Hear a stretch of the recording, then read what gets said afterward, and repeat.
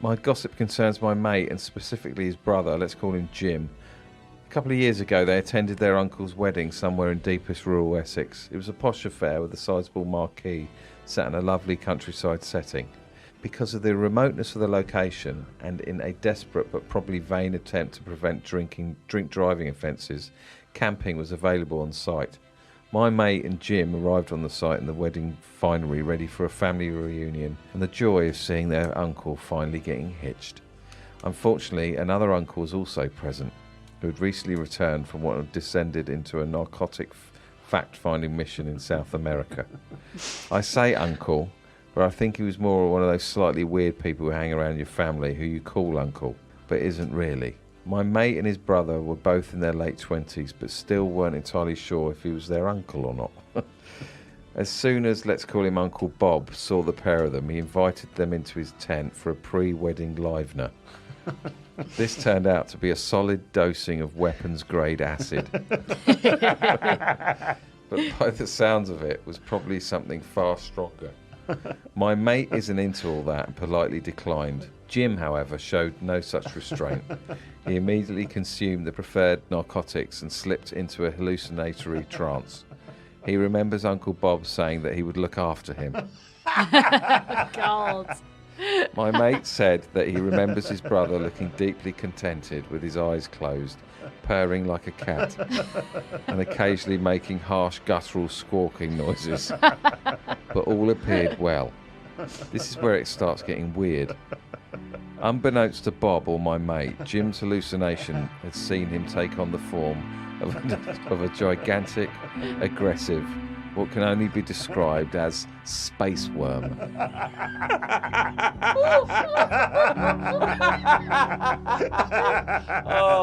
Oh, God, I was faint. Oh, God, I went all lightheaded. Space worm. Gigantic, aggressive space worm. You never would have guessed that. In his mind, he was flying through the solar system at millions of miles per hour, taking in new galaxies and generally enjoying the wondrous enormity of deep space. All at a wedding in rural Essex. Took a turn. Oh, dear. Taking in new galaxies. Is this Uncle Bob's fault? It really is Uncle Bob's fault. He's the one who brought the acid. God. Taking in I new love galaxies. that. Flying Oh, around God. space eating galaxies. Unfortunately, he then decided that in order to be able to reproduce and keep his space worm lineage going, he had to bore into the centre of a planet and eat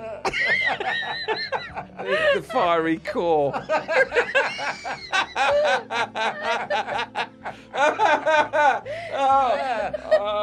Okay. That's what space worms have to do, I'm afraid. Oh, God. Oh, dear. This he did in his mind and started tunnelling through the centre of a convenient nearby planet. Oh, God. Oh. Obviously, the transition from the vacuum of space into the rocky core of the planet caused his worm body to start juddering violently. Jim was aware that he was doing this, but to my mate and Bob, it looked like he was having a fairly serious seizure. Yeah, don't worry, guys. It's just a space worm. Fairly serious. I'm just drilling into a planet, guys. Don't worry. I've got to eat the hot core. If I'm ever going to have kids. Oh, fuck. Panicking, but also using the skills he'd learned in South America, Bob declared that the best cure for a seizure was vitamin C powder, of which he had a copious supply for this very eventuality. Oh, God. As Jim juddered away, he began trying to spoon feed it to him, but only succeeded in smearing it all over his face and all over his wedding outfit.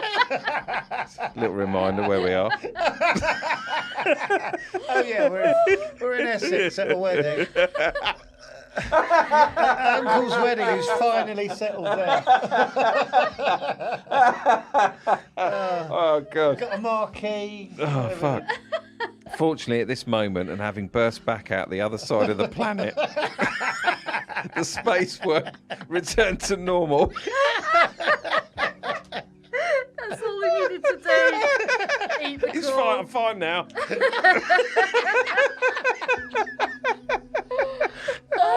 And Bob thought he'd saved the day. Unfortunately, Jim, brackets the space worm, then moved on to the next stage of its reproductive cycle.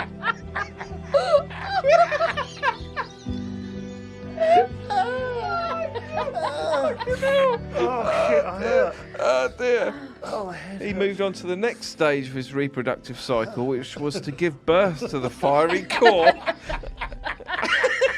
as a new star.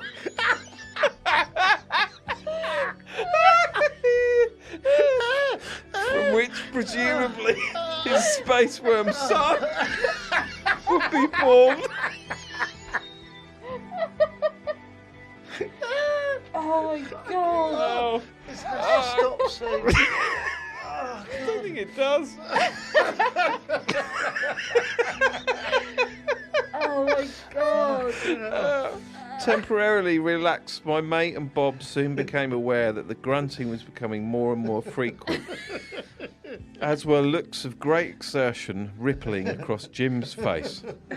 Are they still in the tent? Yeah, I think so. Oh god.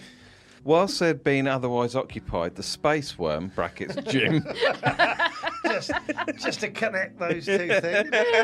Jim is the space one. had removed its trousers and now did indeed give birth to a large, slurry-like, hideous star.